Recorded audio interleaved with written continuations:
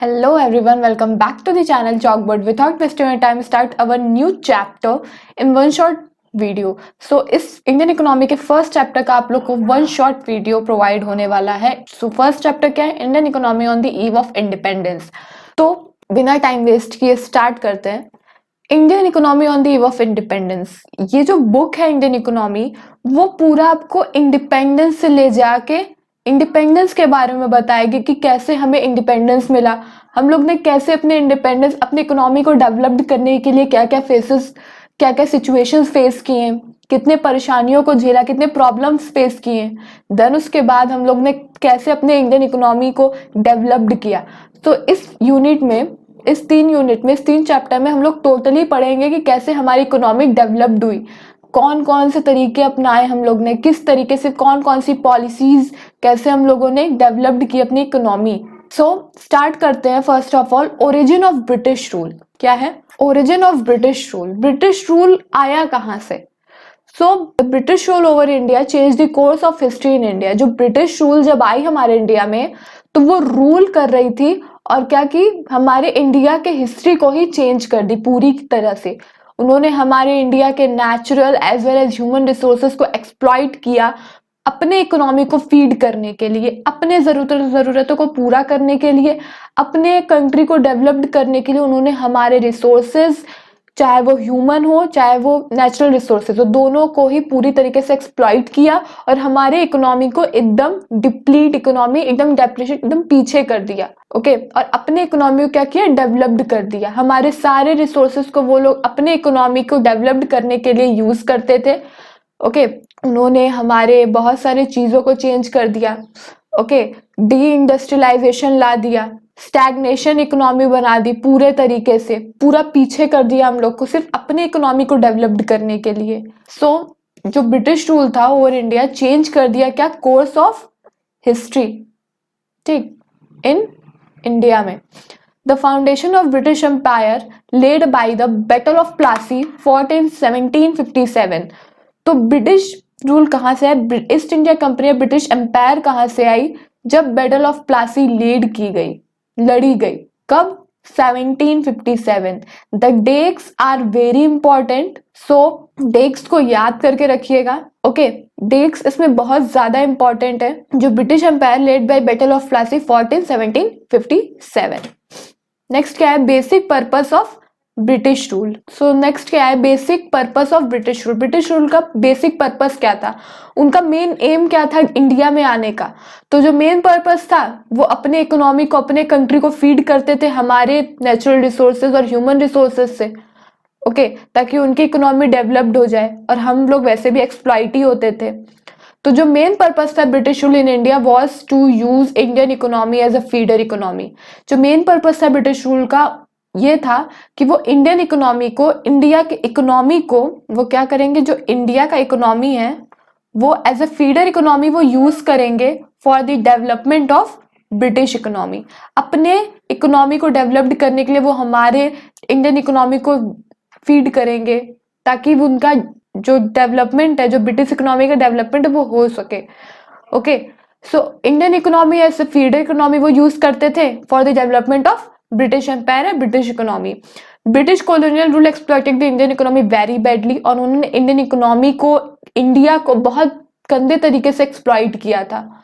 And they exploited India's natural as well as human resources. और उन लोगों ने नेचुरल के साथ साथ ह्यूमन रिसोर्सेज को भी एक्सप्लॉइट कर दिया था, सिर्फ और सिर्फ अपनी ग्लोरी, अपने कंट्री के ग्लोरी के लिए, अपने कंट्री को डेवलप्ड करने के लिए. उन्होंने हमारे कंट्री के human as well as natural resources को एक्सप्लॉइट कर दिया था. एंड फाइनली आफ्टर 200 ईयर्स के बाद हम लोग को आज़ादी मिली ब्रिटिश रूल से. इंडिया ने इंडिपेंडेंस गेन किया 15 अगस्त 1947, और ये डेट तो सबको याद ही होगा. नेक्स्ट क्या है? Low level of economic development under colonial rule. 3 economy थी, prosperous, agrarian and the last well known handicraft industries.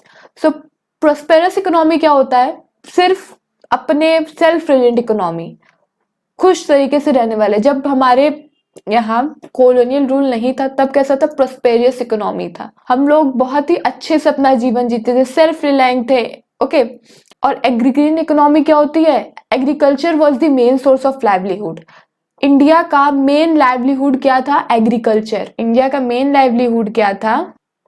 Agriculture he India का मेन लाइवलीहुड था। Okay, was the main source of livelihood, और एक main source था जीने का। Okay, for most of the people, वो PF है सो वहां पे ऑफ रहेगा, of the people, and it engage about 2/3 of the total population. और इस चीज में इंडिया की 2/3 पॉपुलेशन इंगेज थी। ओके, आधा ज्यादा एक पॉपुलेशन ही एग्रीकल्चर से बिलोंग करती थी, उनका मेन सोर्स ही लाइवलीहुड था, एग्रीकल्चर ही था।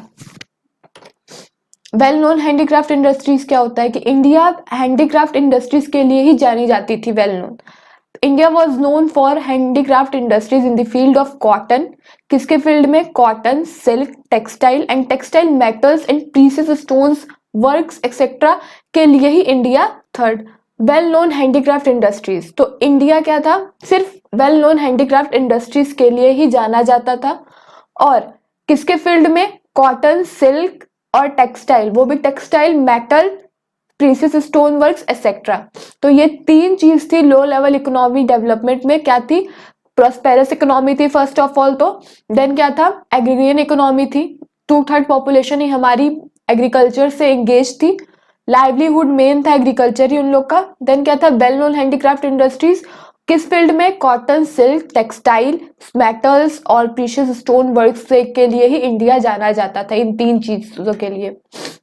कुछ economics who have certain attempts on national और पर कैपिटल इनकम, नेशनल और पर कैपिटल इनकम को सही करने के लिए, उसे बढ़ाने के लिए कुछ इकोनॉमिक्स ने अपने अटेम्प्ट्स दिए, बट कुछ इकोनॉमिक के अटेम्प्ट्स कंफ्लिक्ट कर गए। ओके, जैसे कि दादा भाई, ये लोग एक्सपर्ट्स थे, Dadabhai Naoroji, William Digby, Findlay Shirras, VKRB Rao और RC देसाई, इन लोगों ने बहुत सारे अटेम्प्ट्स दिए, बट उन लोग के अटेम्प्ट्स क्या हो गए?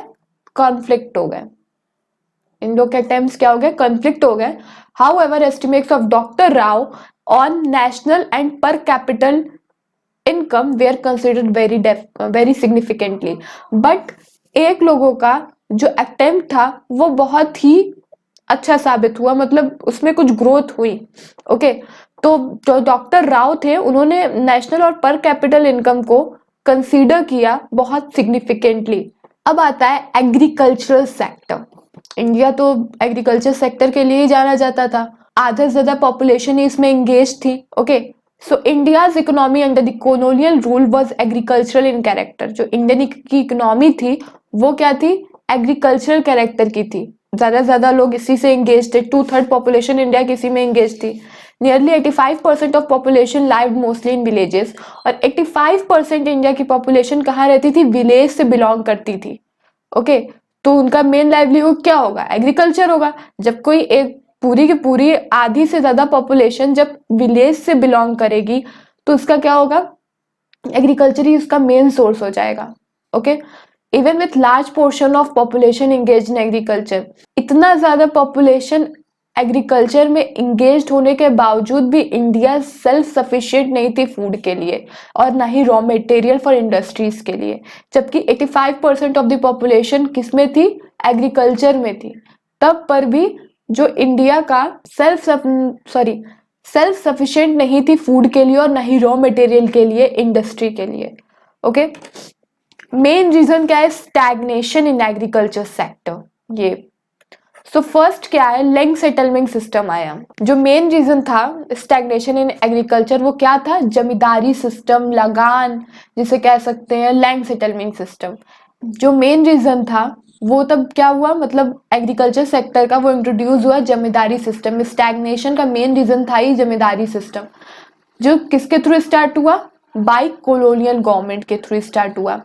इसमें क्या होता था? इस सिस्टम में जो प्रॉफिट थी वो accruing out of agriculture, agriculture से जितने भी प्रॉफिट होती थी वो जमींदार को दी जाती थी इन द फॉर्म ऑफ लगान, लगान के फॉर्म में।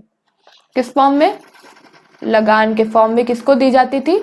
जमींदार को दी जाती थी। और जो उसका मेन इंटरेस्ट होता था वो जमींदार कलेक्ट कर लेते थे, and the dates are fix to deposit लगान, और जो डेट रहती थी वो फिक्स्ड रहती थी लगान को डिपॉजिट करने के लिए। तो सारे फार्मर्स को लगा देता, मतलब profit accruing out of agriculture went to the zamindar, जितने भी प्रॉफिट मिलते थे वो लोग जमींदार्स को दे देते थे इन द फॉर्म ऑफ लगान। और उनका मेन इंटरेस्ट जमींदार्स कलेक्ट करते थे किस फॉर्म में, लगान के फॉर्म में, और उस लगान को कलेक्ट करने का जो डेट रहता था वो फिक्स्ड रहता था। और अगर कोई भी जमींदार एबल नहीं हो पाया उस डेट पे लगान लेने में, तो क्या होगा, उनसे वो राइट छीन ली जाएगी। देन उसके बाद वो अपने अब लग्जरियस लाइफ को, जो जमींदार रहते थे वो लग्जरी लाइफस्टाइल एंजॉय नहीं कर पाएंगे अपने। ओके, तो जमींदार को भी लगान लेना पड़ता था। देन क्या हुआ, अब स्टैग्नेशन के बाद क्या हुआ, कॉमर्शलाइजेशन ऑफ एग्रीकल्चर हो गया। लोग फूड क्रॉप से कैश क्रॉप्स की तरफ डाइवर्ट हो गए। ब्रिटिशर्स फोर्स करने लगे फार्मर्स को कि आप फूड क्रॉप्स की जगह क्या उगाइए, कैश क्रॉप्स उगाइए, जो कि फार्मर्स को और ही डेप्थ में, और ही गहराई में ले जाते गया, उनका स्टैग्नेशन होता गया। ओके, तो वो सिर्फ अपने इकोनॉमी को डेवलप्ड करने के लिए कैश क्रॉप्स उगाने के लिए कह रहे थे। Okay, low level of productivity हो गई, बिकॉज कोई भी फैसिलिटीज जो ब्रिटिशर्स ने प्रोवाइड नहीं करवाई थी फार्मर्स को, इरिगेशन फैसिलिटीज नहीं थी, बहुत ही नेग्लिजिबल यूज था फर्टिलाइजर्स का, जिससे कि लो लेवल ऑफ प्रोडक्टिविटी देखी गई। कोई भी टेक्नोलॉजी नहीं थी, ना ब्रिटिशर्स ने दी उन्हें technology. Okay, scarcity of investment था, पैसे की कमी थी। India's agriculture was facing scarcity of investment in terracing, flood control and drainage, although some farmers change their cropping pattern. और इसी के वजह से जब पैसा ही नहीं था तो कुछ फार्मर्स ने क्या किया, अपना क्रॉपिंग पैटर्न ही चेंज कर दिया। वो फूड क्रॉप से कॉमर्शियल क्रॉप्स, मतलब कैश क्रॉप्स की तरफ डाइवर्ट हो गए। अब क्या आता है, एग्रीकल्चर स्टैग्नेशन हो गया। अब इंडस्ट्रियल सेक्टर आता है, deindustrialisation, decline of handicraft industries. तो ब्रिटिशर्स ने इंडस्ट्रियलाइजेशन को भी हटा दिया, डी इंडस्ट्रियलाइजेशन कर दिया, हैंडीक्राफ्ट इंडस्ट्री को ही डिक्लाइन कर दिया। क्यों? British government systematically destroyed Indian handicraft industries. जो ब्रिटिश गवर्नमेंट थी उन्होंने सिस्टमेटिकली जो इंडियन हैंडीक्राफ्ट इंडस्ट्रीज उसको डिस्ट्रॉय कर दिया था। कोई भी मॉडर्न इंडस्ट्रियल बेस अलाउड नहीं थी ब्रिटिशर्स जब तक थे। तो इसमें क्या होता था कि to get raw materials from India एक चीप रेट, इंडिया से वो चीप रेट में रॉ मटेरियल लेते थे to be used by upcoming modern industries in Britain, और अपने मॉडर्न इंडस्ट्रीज में ब्रिटेन में उन्हें मैन्युफैक्चर करते थे और यहाँ पे लाके वो क्या करते थे, सेल करते थे हायर प्राइस में। Adverse effect of decline of handicraft industries क्या पड़ा, हाई लेवल ऑफ अनएम्प्लॉयमेंट, क्योंकि जितने लोग उस हैंडीक्राफ्ट इंडस्ट्री से जुड़े थे वो तो बेरोजगार हो गए, बिकॉज जब हैंडीक्राफ्ट इंडस्ट्री ही डिक्लाइन हो गई, बंद कर दी गई, तो वो लोग कहाँ जाएंगे, बेरोजगार हो गए। तो मास स्केल पे, बहुत ज्यादा मास स्केल पे क्या हुआ, अनएम्प्लॉयमेंट हो गया। इंपोर्ट ऑफ फिनिश गुड्स होने लगा, इंपोर्ट होने लगा इंडिया में। जो इंडियन मेड गुड्स थे वो फॉरेन मेड गुड्स के जगह स्टैंड ही नहीं कर पाते थे, क्योंकि वो मशीन से बने गुड्स थे और इंडिया में हाथ से बनाए जाते, तो दैट्स व्हाई तो कोई कंपटीशन ही नहीं था, इसलिए कंज्यूमर मार्केट में भी डिमांड बढ़ गई थी इंडिया के। Lack of capital goods industries हो गई थी। Capital goods industry refer to those industries, capital goods industry वो इंडस्ट्री होती है जो produce machine tools which are in turn used for producing articles for current consumption के लिए। ब्रिटिश रूल में देखा जाए तो there was hardly any capital goods industry to promote further industrialisation in India. बहुत ही कम कैपिटल गुड्स इंडस्ट्रीज थी इंडिया में। Low contribution to GDP, GDP में लो कंट्रीब्यूशन हो गया। Okay, the growth rate of new industrial sector and its contribution of GDP और gross value added remain very small, बहुत कम हो गया जब इंडस्ट्रियल सेक्टर ही हटा दिया गया। हैंडीक्राफ्ट इंडस्ट्रीज के लिए इंडिया जाना चाहता था, वही हटा दिया गया, तो बहुत ही ज्यादा जीडीपी कम हो गई हमारी। लिमिटेड रोल था पब्लिक सेक्टर का, मतलब limited area of operation of the public sector was also significant reason for drawback of the industrial sector. Public sector के हाथ में था, तो ये भी रीजन था कि इंडस्ट्रियल सेक्टर बहुत ही पीछे चला गया, इस ड्रॉबैक का रीजन था। तो जो पब्लिक सेक्टर थी वो remain confined only to the railway. सिर्फ पब्लिक सेक्टर ध्यान देती थी किसमें, रेलवे में, पावर जनरेशन में, कम्युनिकेशन में, पोर्ट्स में और कुछ अदर डिपार्टमेंटल्स अंडरटेकिंग्स में वो काम करती थी, और कहीं वो देखती ही नहीं थी, इंडस्ट्रियल सेक्टर पे वो नजर ही नहीं डालती थी। सिर्फ railway, power generation, communication, ports और कुछ अदर कुछ अदर डिपार्टमेंटल अंडरटेकिंग्स में वो ध्यान देती थी। तो लिमिटेड रोल था पब्लिक सेक्टर का। फॉरेन ट्रेड क्या होता है? India has been an important trading nation since ancient times. The state of India's foreign trade during British rule is discussed under exporter of primary product and importer of finished goods. जो India था वो export करता था primary product और import करता था finish goods. ठीक, तो India become an exporter of primary product such as raw silk, cotton, wool, sugar, indigo, jute etcetera. और इंपोर्टर किसका था? फिनिश गुड्स का, कंज्यूमर गुड्स का, जैसे कि cotton, silk, woollen clothes and capital goods like light machinery produced in British industries. Monopoly control of the British rule हो गया था। मोनोपोली ही चलता था ब्रिटिश रूल का, सिर्फ ब्रिटिश रूल डिसीजन लेगी। तो British government maintain the monopoly control over India's export and import. तो जो ब्रिटिश गवर्नमेंट थी उन्होंने पूरा का पूरा कंट्रोल करके रखा था किस पे? एक्सपोर्ट और इंपोर्ट पे इंडिया के। More than 1.2 India's foreign trade was allowed restricted to Britain, while the rest was allowed with few other countries like China, Ceylon, Sri Lanka and Persian Iran. More than 1.2 India's foreign trade allowed restricted थी, but कुछ ऐसे थे जहां से allow था export import, जो कि था China, Ceylon, Sri Lanka and Persian Iran. Opening of Suez canal open हुआ डायरेक्ट रूट के लिए, ताकि हम लोग आसानी से एक्सपोर्ट इंपोर्ट कर सके। 1869 में कब हुआ? 1869 में। Served as a direct route serve करता था for the ships operating between India and Britain. एक डायरेक्ट रूट सर्व करता था। और ये कब डेवलप्ड, कब ओपन हुआ था? 1869 में। Dates are very important, the dates are very important. Okay, drain of Indian wealth during British rule.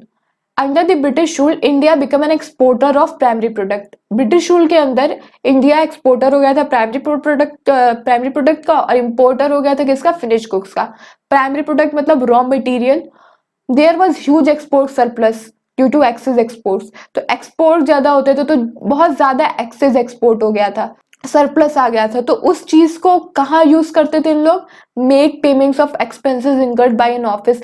जो कॉलोनियल गवर्नमेंट ऑफिस सेटअप करती थी उन सारी चीजों में एक्सपेंसेस जितने होते थे उनके पेमेंट करती थी ब्रिटेन। फिर क्या करती थी? जितने भी वॉर, जितने भी लड़ाइयां होती थी उसमें वो उस पैसे को यूज करते थे। और import of invisible items. Demographic conditions, तो फर्स्ट क्या था? Official census. हमारा फर्स्ट ऑफिशियल सेंसस 1881 में कंडक्ट किया गया था। कब? 1881 में। Dates are very important. Though suffering from certain limitation the census revealed. कुछ लिमिटेशंस के वजह से, कुछ दिक्कतों की वजह से सेंसस रिवील्ड हुआ unevenness in India's population growth. India का पॉपुलेशन बहुत अनइवन था। Census operations were carried out after every 10 years. जो सेंसस लिया जाता था वो हर एक 10 साल बाद लिया जाता है। तो फर्स्ट सेंसस कंडक्ट हुआ था 1891 में। डेट याद रखिएगा। देन 1921, इसे कहा जाता है year of great divide. Before 1991 से पहले India was in the first stage था डेमोग्राफिक ट्रांजिशन का। But after 1921 India become N second stage of transition. So the year 1921 is described as the year of Great Divide. Demographic condition during the colonial rule is described in the following points. First क्या है? High birth और death rate हो गया था, fluctuate करता रहता था। जो बर्थ रेट रेफर करता है नंबर ऑफ चिल्ड्रन बॉर्न पर 1000 इन ए ईयर, और डेथ रेट रेफर करता है नंबर ऑफ पीपल मर रहे हैं कितने सालों में पर 1000 persons in a year. Extremely low literacy rate हो गया था, एजुकेशन बहुत कम था, लिटरेट पर्सन बहुत ही कम ही थे। और जो टोटल पॉपुलेशन था, सॉरी, लिटरेसी रेट रेफर करता है total number of literate person, कितने लोग पढ़े लिखे हैं। और ये किसमें एक्सप्रेस्ड हुआ था? परसेंटेज में, किसका? टोटल पॉपुलेशन में से, कि कितने लोग पढ़े लिखे लोग हैं, लिटरेट पर्सन है। पुअर हेल्थ फैसिलिटीज थी। Public health facilities were either unavailable to large mass of population और when available were highly inadequate. High infant mortality rate था। इन्फेंट मोर्टेलिटी रेट मतलब, इन्फेंट मतलब जो पैदा होते बच्चे होते हैं, जो तुरंत पैदा हुए बच्चे होते हैं, नवजात शिशु, उसे कहते हैं इन्फेंट। तो जो इन्फेंट मोर्टेलिटी रेट था वो रेफर करता है कि number of infants dying before 1 year. 1 साल से पहले ही जो नंबर ऑफ इन्फेंट्स मर जाते हैं ऑफ एज पर 1000 life birth in year. Low life expectancy था। लाइफ एक्सपेक्टेंसी रेफर करता है average number of years for which people are expected to live life. तो ये सारी चीजें थी डेमोक्रेटिक कंडीशंस की। देन क्या था, वाइड स्प्रेड पॉवर्टी हो गया था, गरीबी ज्यादा हो गई थी। जो ओवरऑल स्टैंडर्ड ऑफ लिविंग था कॉमन पीपल का in India was very low, बहुत ही स्टैंडर्ड ऑफ लिविंग बहुत ही कम था। And there is wide spread of poverty थी कंट्री में, बहुत ज्यादा गरीबी थी, बहुत ही ज्यादा गरीबी हो गई थी, वाइड स्प्रेड पॉवर्टी थी इंडिया में। देन क्या है, ऑक्यूपेशनल स्ट्रक्चर। ऑक्यूपेशनल स्ट्रक्चर मतलब पर्सन्स का को डिस्ट्रीब्यूट किया गया 3 सेक्टर में, प्राइमरी, सेकेंडरी, टर्टरी सेक्टर में डिवाइड किया गया उनके ऑक्यूपेशन को। प्राइमरी सेक्टर में क्या आती हैं, जितने नेचुरल रिसोर्सेज की चीजें आती हैं, जैसे लैंड, वाटर, सब सॉइल, एसेट्स एक्सेट्रा, जैसे कि फार्मिंग हो गया, फिशिंग, माइनिंग, ये सब क्या है प्राइमरी सेक्टर में डिवाइड है। सेकेंडरी सेक्टर क्या होता है, जितने भी प्राइमरी प्रोडक्ट को फिनिश गुड्स में कन्वर्ट करना, जैसे कि कोई भी फर्म एंगेज्ड है शुगर केन को शुगर में कन्वर्ट करने में। टर्टरी सेक्टर में क्या होता था कि सर्विस प्रोवाइड की जाती है, जैसे कि टीचिंग हो गया, ट्रांसपोर्ट हो गया, एजुकेशन हो गया, फाइनेंस हो गया, एक्सेट्रा, ये सारी चीजें एंगेज थी टर्टरी सेक्टर से। नेक्स्ट क्या है, इंफ्रास्ट्रक्चर। इंफ्रास्ट्रक्चर मतलब होता है कि फैसिलिटीज या सर्विस प्रोवाइड करना। डिफरेंट काइंड्स ऑफ सर्विसेज होते हैं, जैसे कि roads, railways, communication, transport, port transport, ships, water, air transport, ये सारी चीजें। तो रोड्स क्या हो गया, जो ब्रिटिश गवर्नमेंट थी उन्होंने रोड्स बिल्ड करवाई सिर्फ अपने फायदे के लिए, मोबिलाइज करने के लिए, क्या शिफ्ट करने के लिए रॉ मटेरियल को।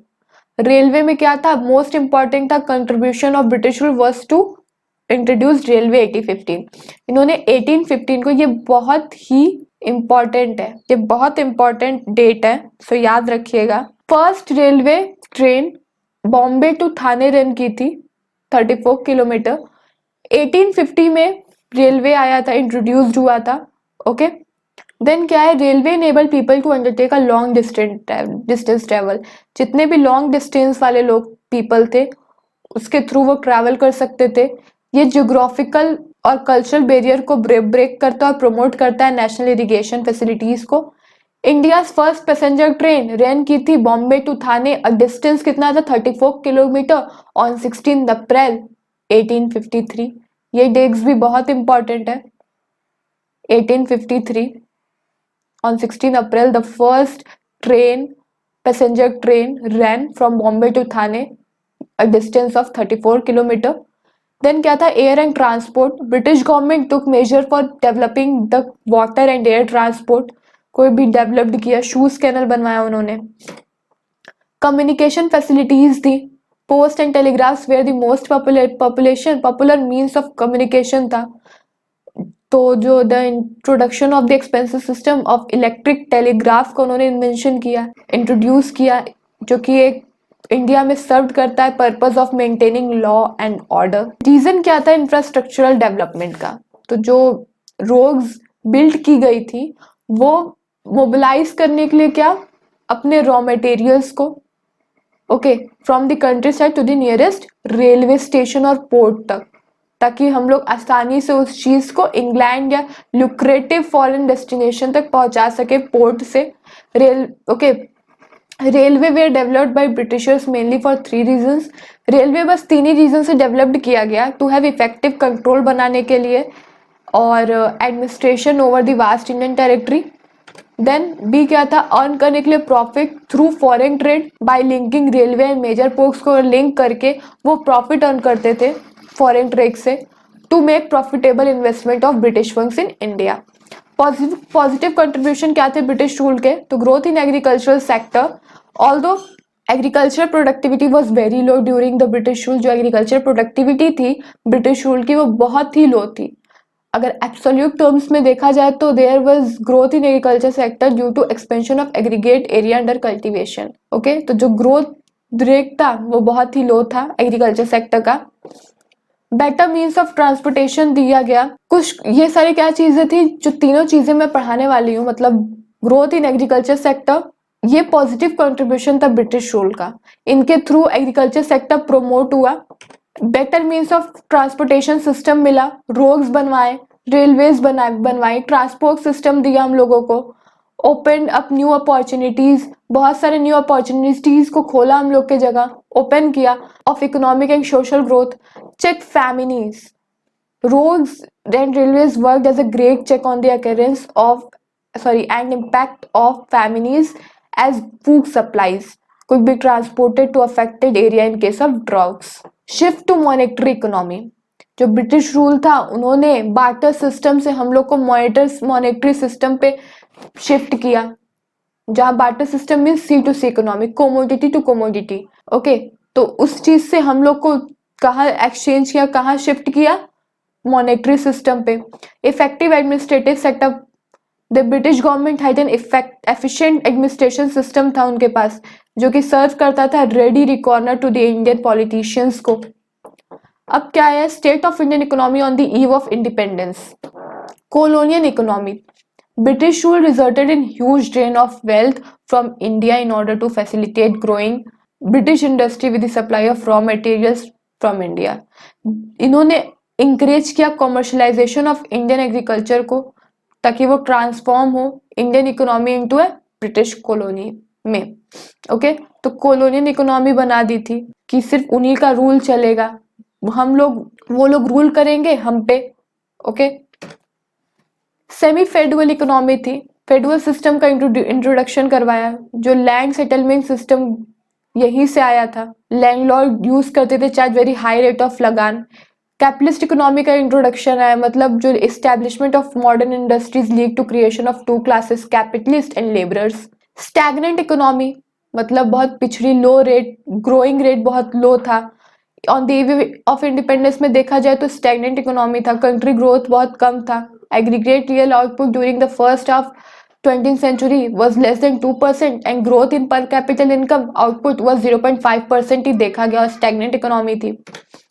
बैकवर्ड इकोनॉमी थी, लो लेवल ऑफ प्रोडक्टिविटी थी, कोई भी इन्होंने टेक्नोलॉजी, इरिगेशन फैसिलिटीज बहुत लो रखी थी, और जो एग्रीकल्चर में नेग्लिजिबल यूज ऑफ फर्टिलाइजर्स होते थे, लो पर कैपिटल इनकम था, traditional method of agriculture use किया जाता था, हाई बर्थ रेट और डेथ रेट था, और मास लिटरेसी थी। डिप्लीटेड इकोनॉमी, डेप्रिशिएटेड, तो डिप्लीटेड इकोनॉमी रेफर करता है economy where no arrangements have made to replace the physical asset. कोई भी फिजिकल एसेट अगर डेप्रिशिएट हो जाए, किसके थ्रू, एक्सेसिव यूज के थ्रू, बहुत ज्यादा कोई भी चीज को, अगर कोई भी मशीन को हम लोग एक्सेसिव यूज करेंगे तो क्या डेप्रिशिएट हो जाएगी, उसकी वैल्यू कम हो जाएगी उस मशीन की। तो ड्यूरिंग सेकेंड वर्ल्ड वॉर में देखा जाए तो Indian industries had to work beyond their capacities, अपने कैपेसिटी के बियॉन्ड उन्होंने वर्क किया ताकि वो डिमांड मीट कर पाए, okay, of plant, machinery, equipment etcetera for the war के लिए। However British rulers did not make any arrangements to replace the depreciated physical assets. तो ड्यू टू दिस रीजन, जब उन्होंने बियॉन्ड द कैपेसिटी उस चीज को यूज किया, machines को, तो जो ब्रिटिशर्स ने, उन्होंने कोई भी फिजिकल एसेट्स को रिप्लेस नहीं किया, जो डेप्रिसिएटेड फिजिकल एसेट्स थे उन्हें रिप्लेस नहीं, या कोई भी अरेंजमेंट ही नहीं की, तो डिप्लीटेड इकोनॉमी थी। एम्प्यूटेड इकोनॉमी, जो ब्रिटिशर्स पॉलिसी थी डिवाइड एंड रूल की चलती थी, ऑलवेज प्रमोट करते थे डिस्क्रिमिनेशन को बिटवीन वेरियस, किसके बेस पे, कास्ट के बेस पे, रिलीजन के बेस पे, कल्चर के बेस पे, लैंग्वेज के बेस पे डिस्क्रिमिनेट करते थे लोगों को। तो as a result on the eve of independence country was geographically divide into two parts, country divide हो गई दो पार्ट में, इंडिया और Pakistan. Problem of rehabilitation of large number of refugees from Pakistan and shortage of raw material. So जब पाकिस्तान और India अलग हो गया तो सबसे ज्यादा शॉर्टेज किसका हुआ, रॉ मटेरियल का हुआ, जूट और कॉटन का, क्योंकि वहीं पे वो चीजें उगाई जाती थी, ग्रोइंग एरिया वहां पे ही, पाकिस्तान में ही था। तो दैट्स व्हाई बहुत सारी प्रॉब्लम्स देखी गई। तो आज का चैप्टर यही खत्म होता है, आप लोग को वन शॉट वीडियो मिल गया है, सो अच्छे से पढ़े, केयरफुली पढ़े। सो मिलते हैं नेक्स्ट चैप्टर वन शॉट में, बाय बाय।